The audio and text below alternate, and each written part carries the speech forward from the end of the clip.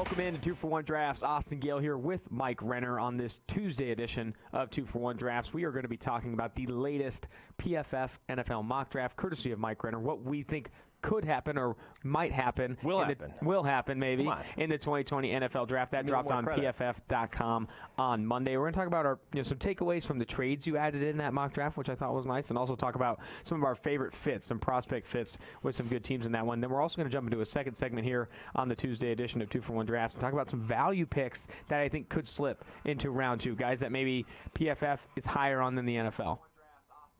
Yes. I think that us projecting, if you're doing a mock draft at this point, you're not projecting trades in your mock draft.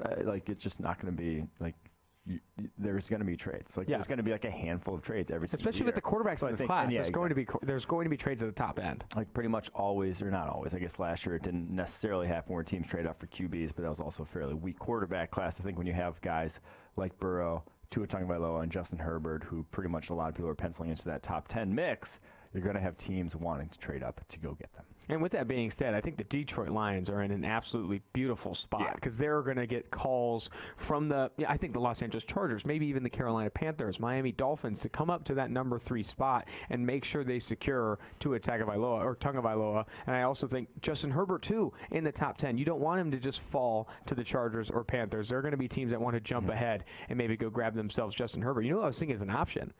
Oakland Raiders. Maybe not go all the way up and grab Tua Tagovailoa, but after Tua Tagovailoa is off the board, you go up and try and grab Justin Herbert. Maybe trade with the New York Giants because they have the capital. They have 2 first-round picks. That's an opportunity to make that move if they do move on from Derek Carr. Giants and Dave Gettleman, though, not a trade back necessarily. True. No, you're right. They have not been a trade back team over. Or I'm something like he's never traded back to make a pick, or is that still valid? I got to look that one up again. But at least going into last year, he had never traded back to make a pick. I can't remember what they all did last year, but I do have the Dolphins trading up to get Tua Tagovailoa at number 3 overall. The Lions feel like very much that 3rd overall pick is where the draft's going to really start because Joe Burrow, Chase Young, pencil them in 1-2 at this point.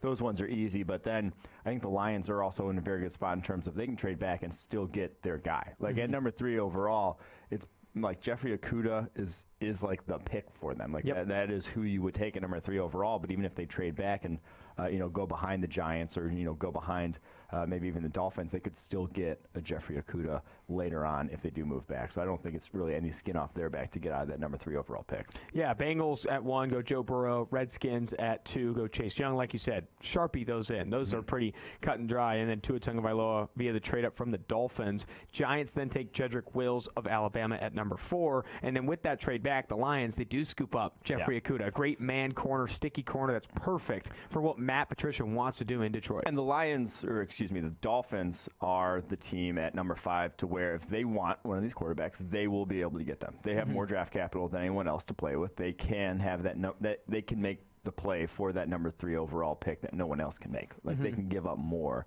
than anyone else basically can. So if they want Tua, if he's fully healthy then, and again, it's obviously right now projecting it's a little insane to even try, but if he's fully healthy and he gets clean bill of health at that point, people will probably feel good enough to take him top 5 still. Remember, too, if you are watching this live on YouTube, the ticker below has the full mock draft listed below, so you can look at that while you are listening to this. But at number 5, too, you didn't mock this, but I want to bring this up as a potential scenario. Lions trade back from 3 to 5. Let the Dolphins go grab Tua Tagovailoa. Someone wants to jump ahead of 6. The Chargers, who are going to probably take Justin Herbert if he falls, they could go back down again, add draft capital to a roster that really needs help across the board. I think that's another option, too.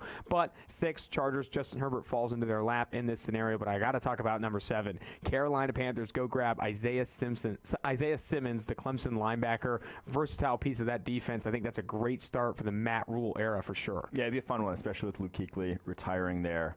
Add him to that defense, and they just need a lot of help on that defense. It might be, we talked about this, me and Steve did, it might be a full rebuild on their team needs, this Carolina Panthers team. It might strip it down, go in the Trevor, Justin Fields sweepstakes for next year, run with whatever, Kyle Allen for this upcoming year, or Will Grier, just throw either of those guys out there and just maybe have it be ugly for a year, but then that'll eventually, with the contracts they did give Matt Rule there for how long he's secured, It's not going to be an overnight. Like they might give them some leeway here in terms of roster building. I think that might be the best situation for Carolina. Go into this year looking to be competitive at 7-win, 8-win team with whether it's Cam Newton or even Kyle Allen and Will Grier. I think that's not going to put you in a situation for long-term success as much as a full rebuild at this point would do, especially because you put yourself in the Justin Fields, Trevor Lawrence conversation for next year, which are two really good quarterbacks going into next year. Let's skip through a little bit of this mock draft. Number 8, love Andrew Thomas, the Georgia offensive tackle, very athletic, smooth-moving offensive tackle, going to a screen-heavy, light personnel-heavy Cardinals offense at 8. Jaguars, Derek Brown of Auburn goes to Jacksonville, frees up those linebackers, a guy that can two-gap, play the run at an elite level early in the NFL. Browns, they grab Mekhi Becton of Louisville, a mountain of a man. There are concerns, though, with his production. Can we stop there and talk about Mekhi Becton going top 10? He's been mocked all the way up to top 4 to the New York Giants. But talk to me about those concerns with his production, specifically in pass protection. Yeah, so that's the thing is he had 73 true pass sets this past year, and 73 is an extremely low number, like fewer than 10 a game, obviously. There in that Louisville offense, this was the first year that he didn't switch sides because they used to under, his name's escaping me now, the former head coach, Bob Petrino. They used to flip their tackles based on the strength of the formation, which to me is one of the dumbest things I've ever heard. I remember like watching that and being like, what are you thinking? Like you're just screwing these guys in terms of pass protection. Like it's very difficult to just switch, your footwork, your hand placement from snap to snap, let alone, game to game, let alone snap to snap like they were asking them to do. So obviously struggled the first 2 years there at Louisville. This past year finally gets to play left tackle full-time, not switch positions, stay there. Grade improves a lot, but they are run-heavy, extremely play-action heavy in that offense. And so, like I said, only 73 true pass sets. Every other, top tackle in this class had well over 100. And on it, he had the lowest by far pass blocking grade of anyone. Still gave up the most pressures. I think he gave up 8 pressures on those 73. No other of these top tackles in this class gave up even 8 on their true pass sets over the course of the entire season. So those are concerning numbers. When you haven't pass protected at a high level, we are going to be concerned. But he is 6'7". He is 370 pounds, and he has all the movement skills to play tackle in the NFL. You can't teach those things. Like those things you can't teach. But I will say, if you're making the comparison to like an Orlando Brown was a lot more productive, a lot better already in pass protection coming out than Mekhi Becton was. And Brown slipped all the way to the 3rd round himself. So there you go. All right, number 11, New York Jets, wide receiver Jerry Jeudy of Alabama. I think that one's money. It's been mocked all offseason. They want to add to that offense, give Sam Darnold a legit weapon. Jerry Jeudy, man, such a fantastic route runner, smooth athlete. I do like this guy going up high in the draft. Raiders go ahead and grab CeeDee Lamb, the wide receiver of Oklahoma, wide receiver 1A or 1B, depending on how you feel about those two groups. And then number 13, not safety Grant Delpit.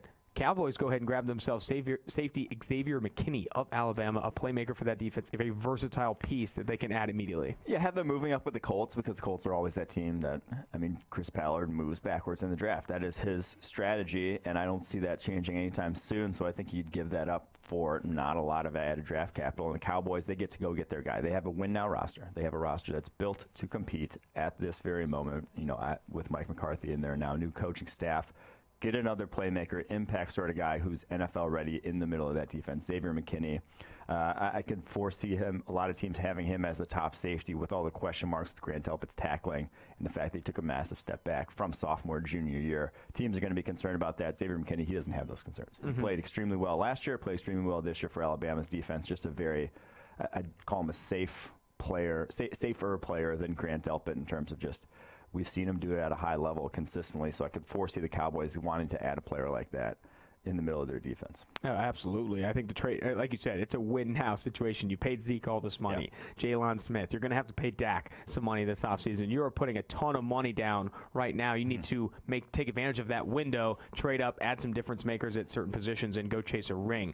Number 14, Tampa Bay Buccaneers go ahead and grab Javon Kinlaw, South Carolina, the monster defensive tackle with great length and athleticism, great first step. 15, Denver Broncos, Tristan Wirfs, offensive tackle from Iowa. Falcons go ahead and grab cornerback Christian Fulton of LSU. And I think, man, that is such a good fit for Atlanta, too. I think Christian Fulton coming in has an immediate impact for that defense. After the trade down, Colts fall to 17, and they go ahead and grab edge defender A.J. Epinesa of Iowa, a guy that is not in the same tier as Chase Young, but he is easily, I think very easily, the number 2 edge defender in this class.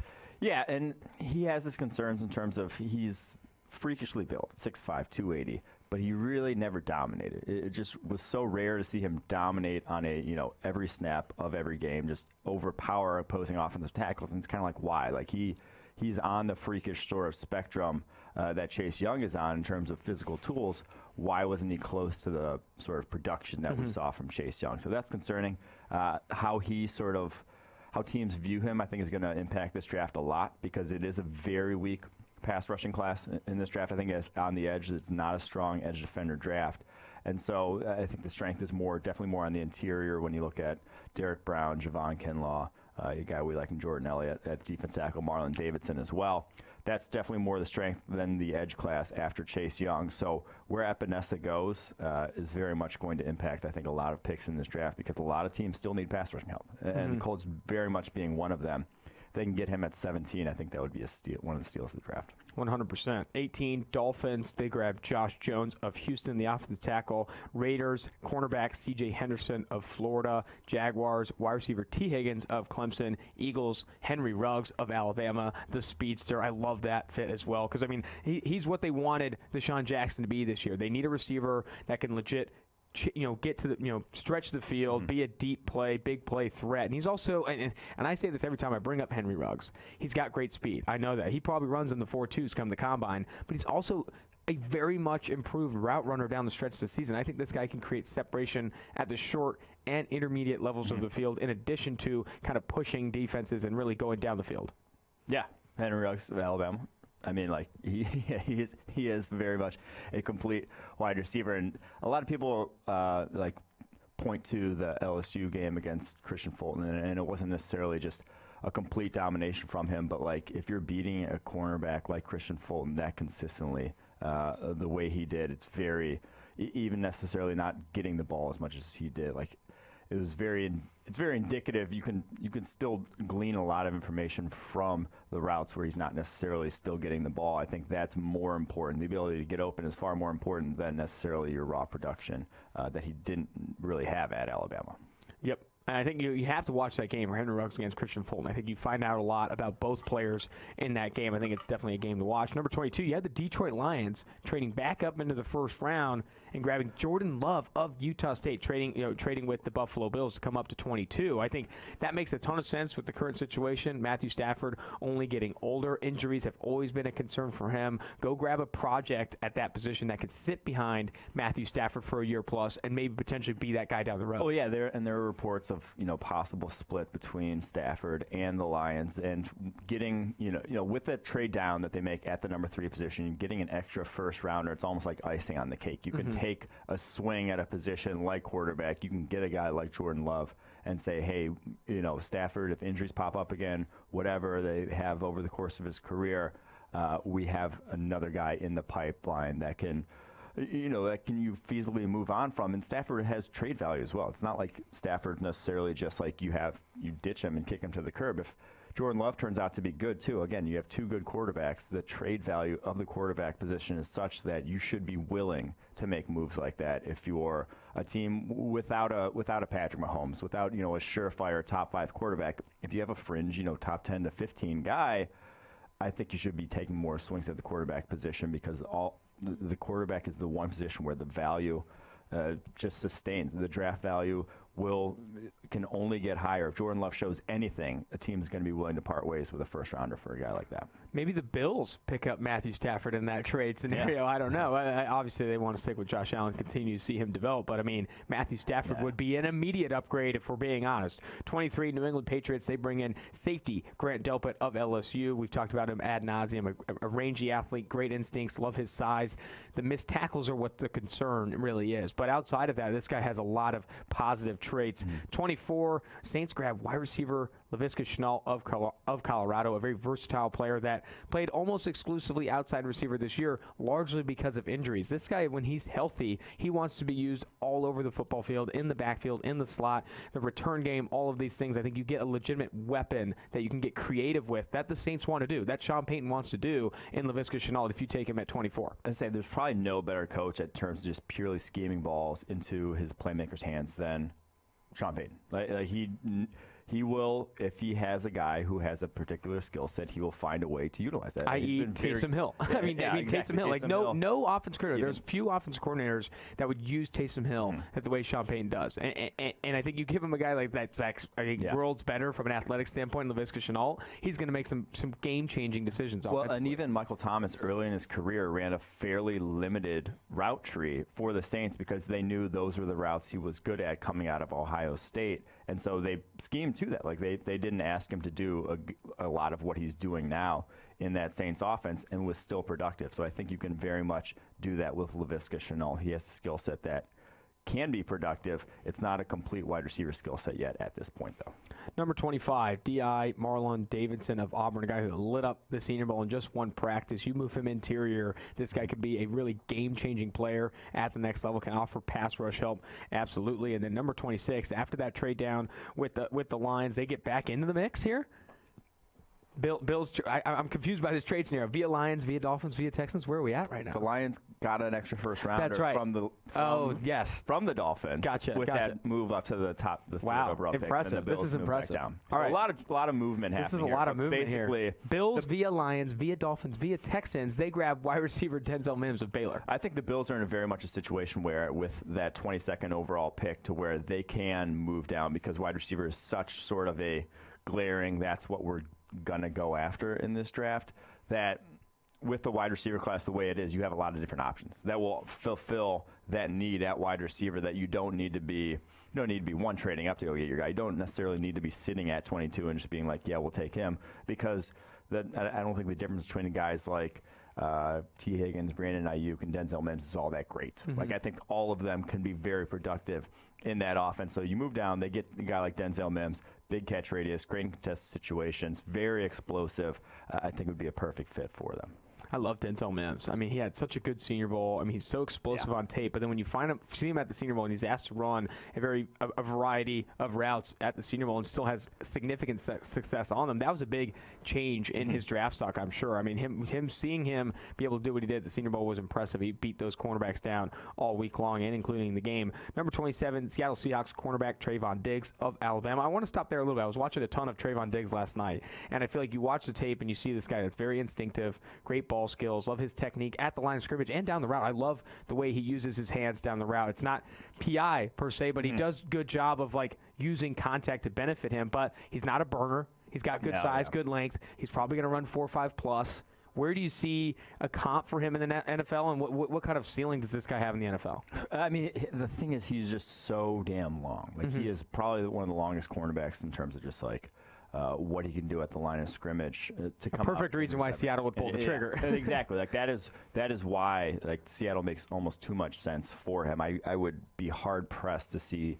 them passing on Trayvon Diggs if he is sitting there at 27 staring them in the face. So like he's very much, I think, needs to be in a press-heavy situation in the NFL to succeed. Like, I think that is where his bread and butter is. In off coverage, is definitely going to be more of a limited guy, but I think he doesn't necessarily just have to be playing press man. He can play press and zone coverage as well. Showed very good instincts. I mean, the pick he had against Joe Burrow in the LSU game was in zone coverage, coming off a guy. So that was nice as well to see. So I do think that Trayvon Diggs, the speed would be an issue if he wasn't. I mean, it still is an issue, but it would be much more of an issue if he wasn't. If he was in sort of a scheme that's not going to play to his strengths of press coverage. Yeah, no, I think you can win with Trayvon Diggs, but understanding what his limitations are interesting. I think the comp to Xavier Rhodes is fair, but you remember Xavier Rhodes coming out around 4.43, close to it. I think Trayvon Diggs maybe runs a little bit slower than that. It'll be interesting to see. I think the combine is very important for Trayvon Diggs. I mean, physically, he's very close to Richard Sherman. And it's always like difficult. You're not going to be like, oh, the comp is for him Richard Sherman, but it's like physically they have similar skill sets. No one, Sherman has incredible ball skills, like former wide receiver. That's not necessarily Trayvon Diggs, but I do think if you're just going purely physical traits, that's probably your closest sort of corollary. He's got some receiver bloodlines, though. He's related to Stephon Diggs. There's some play there. All right, number 28, Baltimore Ravens linebacker Zach Bond of Wisconsin. We talked to this guy in Mobile at the Senior Bowl. He wants to play off-ball linebacker in the NFL. Said he's open to playing anywhere, but he wants to prove that he can actually take significant snaps at off-ball linebacker, play in coverage, and not get exposed.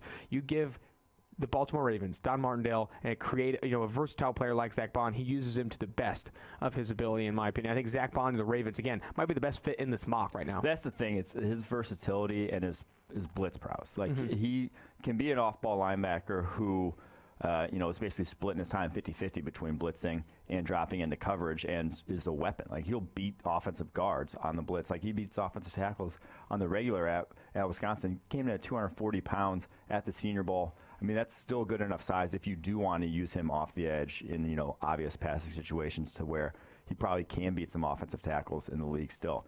Going to the Ravens with just the way that defense is set up, I think offers something that they really do not have at the moment. Titans at number 29 grab edge defender of LSU, Kayvon Chason, a guy with crazy athleticism. You like his length, you like his size. The tools are all there. Production inconsistent, a reason why he probably falls to the back end of the first round, if not day 2. Number 30, Packers grab linebacker Kenneth Murray of Oklahoma, an athletic, rangy guy. But I know you're not as high on him as others are. I think a lot of people have Kenneth Murray as linebacker 1 in this class, but you have a different opinion of Kenneth. Yeah, I'm just a little lower on him. Like, I don't see the playmaking ability in coverage. I think he had 4 pass breakups his entire college career. 3 years of starting at Oklahoma, he's only gotten his hands on 4 balls, and that's in the Big 12. They're passing a lot. Like, he should have probably, like, with all the athleticism. It's curious why he hasn't been more productive in coverage. He's a much better player going forward than he is going backward. I think the Packers will covet him, though, because of how kind of that defense is set up in terms of. They have one off-ball linebacker basically in that defense, and that guy needs to be able to cover a lot of ground in the running game and be able to make plays sideline to sideline. Blake Martinez, fairly consistently this past season, struggled with that. He just could not cover as many gaps as they were asking him to cover. He's not that guy athletically. Kenneth Murray is. Kenneth Murray has that explosive ability to cover multiple gaps, to chase down running backs in space. We very much, saw in the NFC Championship game. Blake Martinez does not. So I do think that they'll covet someone like Murray, even if he necessarily isn't the best in terms of making plays in coverage. That's not what they asked Blake Martinez to do. When he was in coverage, there was a lot of clean up the stuff in front of you. I think that's what Kenneth Murray does. That's his strength, if there is one.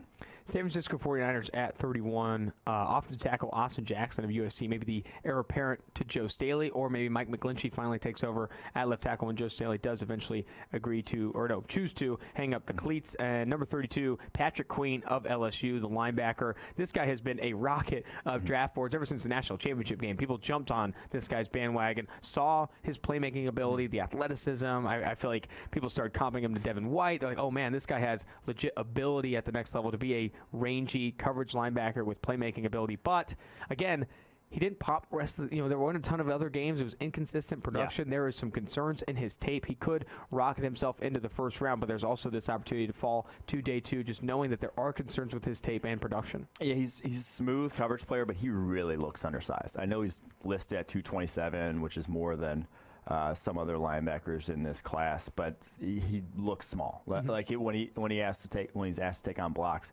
it can get ugly. Like, that's not going to be his game. But he is so smooth in coverage, and you mentioned the playmaking ability they showed in the national championship game. He is quick to read screens, quick to read runs. Like, he has good instincts for the position.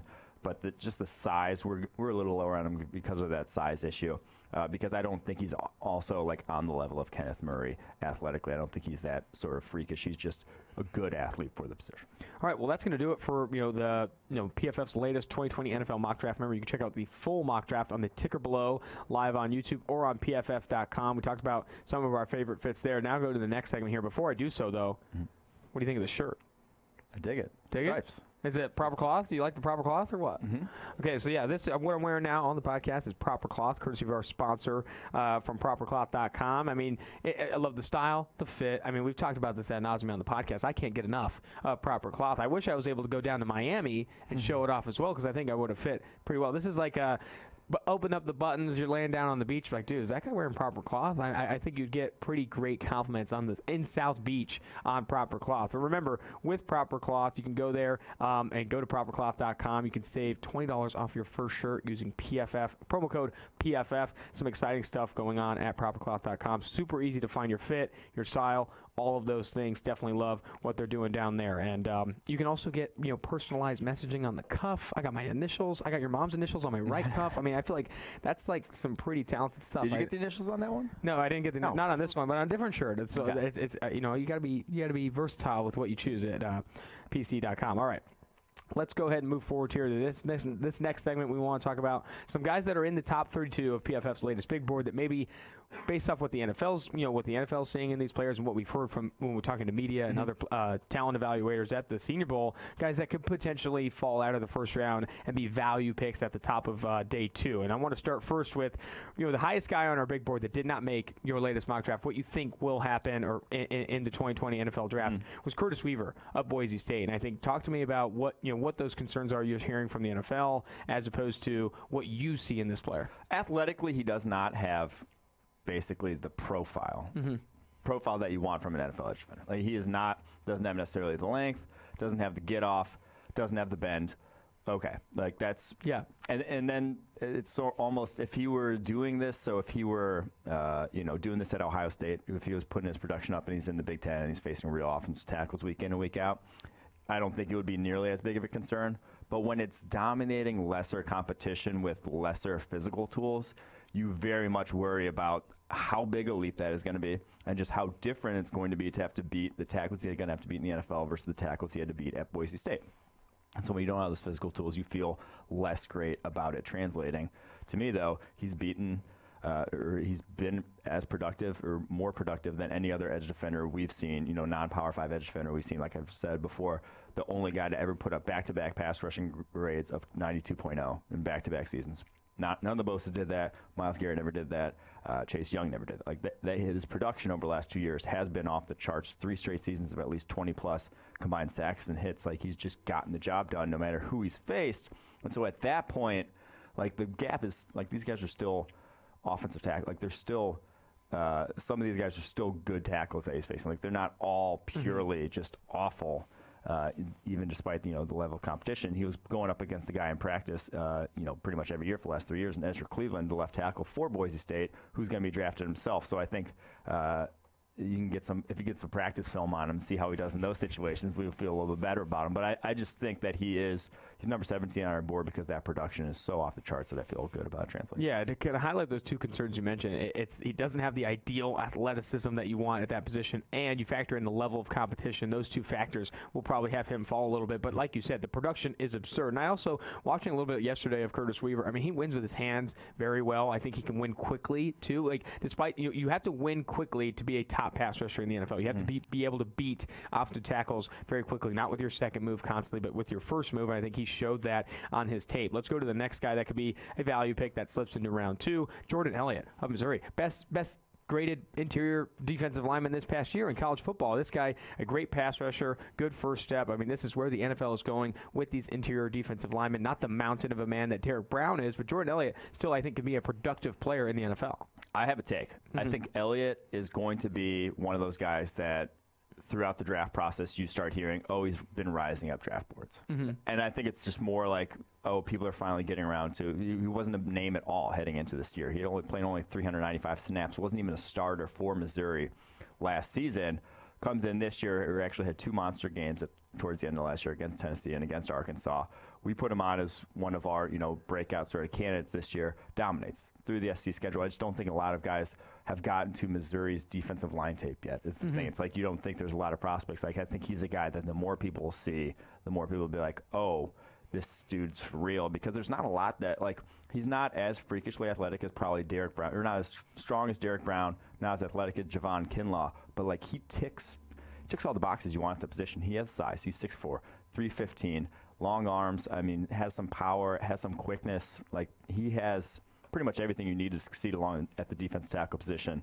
I would not be surprised, or I'm not saying would not be surprised. I firmly believe he's going to be a riser probably ends up in the end of round 1 if I had to bet right now. I mean, especially with where the NFL is going, this guy can be an impact player as an interior pass rusher in today's pass-happy NFL. We saw I'm not comparing him to Chris Jones, but when you have a guy that from the interior that can be a difference maker, play every play, and it's like Chris Jones had that impact in the Super Bowl. I think Jordan Elliott maybe not, doesn't have the same size or whatever, but I think can have similar pass rush production at the next level. Number 22 on PFF's big board, but slipped out of the first round of this latest mock, Julian Okwara, Notre Dame edge defender, super good athlete, and I think people are going to fall in love with this guy at the Combine. I could imagine him, after the Combine, rising up boards as well. I can't, to me, fathom why so many people are pumping up K'Lavon Chaisson, LSU edge defender, and are low on Julian Okwara. Like, those two don't necessarily mix to me. To me, they're like the same player in terms of athletically. Okay, they're not the same player. That was bad. To me, they're very similar players in that athletically they can do anything you want them to do at the position. And they're not, and even though they're undersized, they both have shown they can bull rush at a high level. Okwara, though, was still more consistent, still graded out far better for us here at PFF, even if you compare both their just junior years. Julian Okwara had an 86.5 pass rushing grade. K'Lavon Chaisson's was below 80 this past year. And K'Lavon Chaisson had a lot of obvious pass rushing situations at LSU. Like, he knew they had a lot of second half leads where he knew all I have to do is attack the passer and still didn't necessarily get the job done. So I don't know, that's concerning to me. Like, to me, I don't know why, what the big difference is coming from. I may regret saying this in a couple years after, but I truly believe that K'Lavon's great in the NFL and Julian Okwara is the better prospect right now. And they're on similar sort of athletic tiers on the edge. And I don't even think that's your Notre Dame bias. You've been high on Julian Okwara over K'Lavon Chaisson for a while now, I think for all the right reasons. Number 25 on PFF's big board, Ashton Davis, safety from Cal.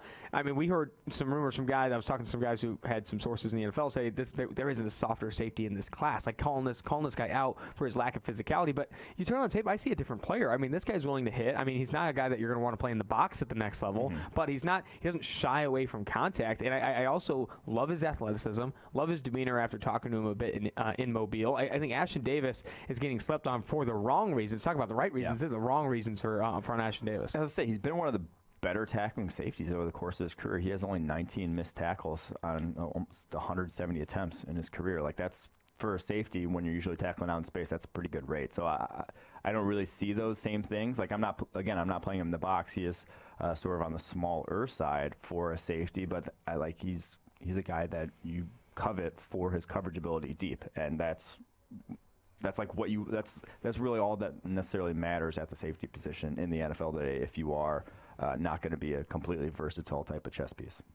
Jalen Johnson is another guy I want to highlight that could slip in round 2, but honestly, the more I hear, the more I read, I think Jalen Johnson is going to find himself in round 1, a guy that does not give up the big play. I think he had a ton of success at Utah. I think he's a guy, like you said, very instinctive player that could have 4+ interceptions a year in the NFL just based on what he could do when targeted. Give me more about Jalen Johnson. Yeah, I mean, he's just been very productive over the past 2 seasons. That's some of the best sort of instincts of any cornerback in this class. Call it whatever you want. Like, his ability to read routes and not get burned on double teams is very good. Like, he has just not given up a ton over the course of his career at Utah. He's not going to tick, I don't think, the sort of size boxes you love at the position. He might be a little undersized for the cornerback, and that's why he might, so I foresaw him and didn't have him in the first round of this mock because of that. But man, with the amount that teams need cornerbacks, he should go in the first round. Like, he should go in the first round and put him there because... And factor in positional value. I mean, you're looking at, back end, you got a linebacker going to the Packers at 30 and a linebacker going to the Chiefs at 32. Both of those teams, even though they haven't invested in the secondary, I mean, go get yourself Jalen Johnson. Yeah. Factor in positional value. I went on to the Cincinnati Bengals podcast with Dan Horde, and he asked me, what's the Bengals position of need after quarterback? And I said, corner. He's like, oh, wow. Every Bengals fan would say off-ball linebacker, but I was like, dude, think about this. You cannot force positional value at the top of round 2. Go get yourself a good cornerback, guys that actually have a ton of impact on the defensive side of the ball rather than kind of opting and forcing need at the top of the second round. All right, number 28 on PFF's big board, again, slipping out of the first round. This guy's got some heated debate on Twitter. Jalen Reagor of TCU. Yeah. People are on him because he's athletic, he's young, dominator rating. I've seen some dominator rating thrown around, but then people are also off him. Catch radius, there's some drops in his tape, the drop in production from 2018 to 2019, but we are on Jalen Reagor. We really do like this kid's skill set. I think with a better quarterback in 2019, he's up top a lot of boards, especially, I mean, we've talked about if he played for Miami, or not Miami, Alabama, Tennessee, he's going to have better production.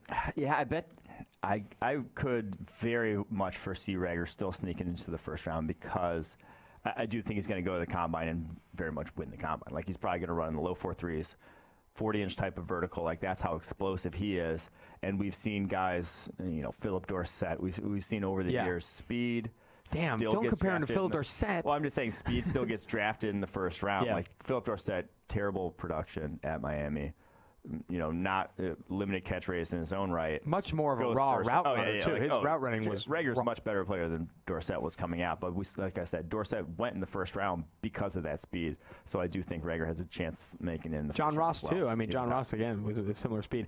Number 29 on PFF's big board, Cameron Dancer of Mississippi State. Again, these cornerbacks, Jalen Johnson, Cameron Dancer, at the back end of the first round, these guys are sneaking in my opinion, as more teams buy into the fact that cornerback position is so valuable. And I know it's very scheme dependent, too. There's going to be some cornerbacks that are off teams' boards, knowing the defense they do play. But I think Cameron Dancer, Jalen Johnson, both of these guys, man, I think if you're a team that went to the postseason this past year and you're at the back end of the first round, pulling the trigger on either of those two, it would be a step in the right direction. I think Dancer does have some speed concerns that he'll have to answer, and is why a lot of people aren't as high on him probably as we are at number 29.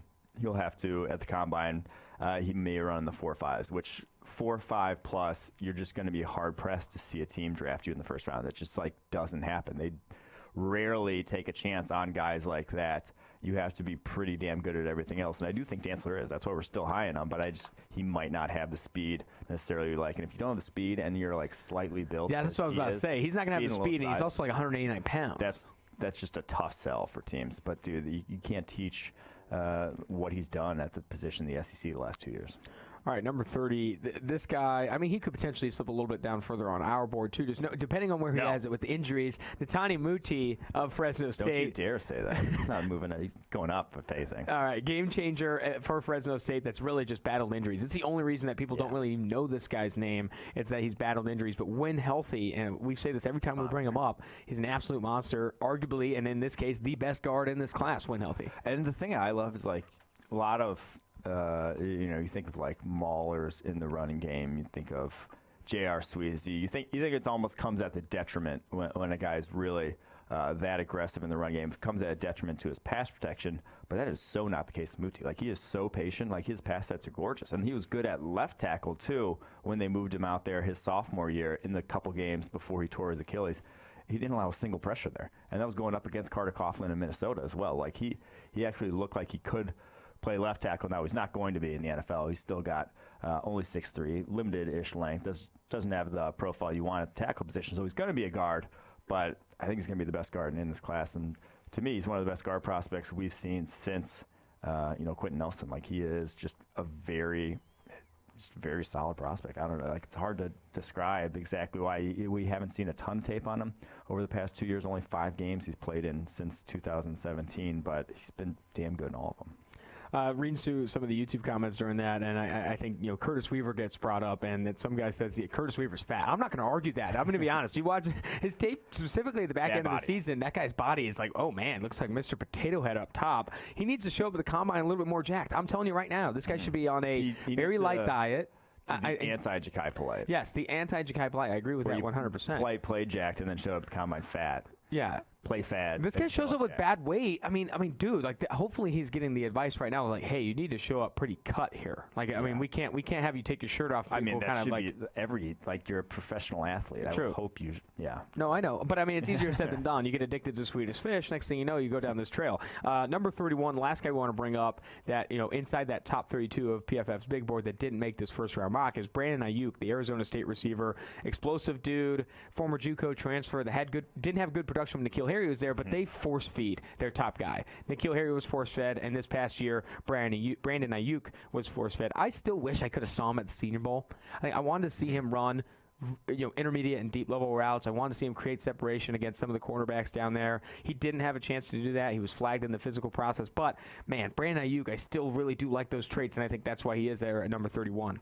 Yeah, so he's not even 6 foot tall, but he has an 81-inch wingspan, which was longer than anyone else's. Exactly. Anyone else's at the Senior Bowl. So, like, you had Chase Claypool, who's 6'4" there. You had Antonio Gandy Golden, who's 6'5" there. What's his face? Colin Johnson, who was 6'6". That guy might be able to fly with those. Exactly. He could take flight with those arms. 81-inch wingspan was longer than all of those guys.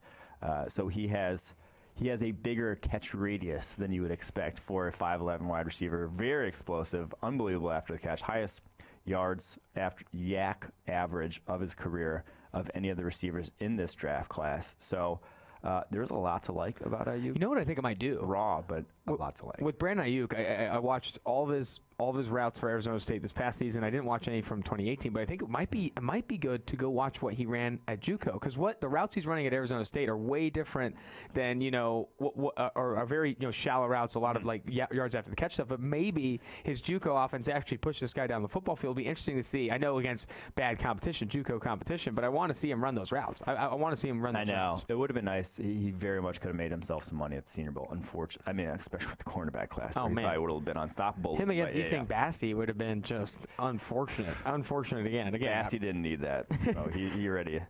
Thank God for Bassey.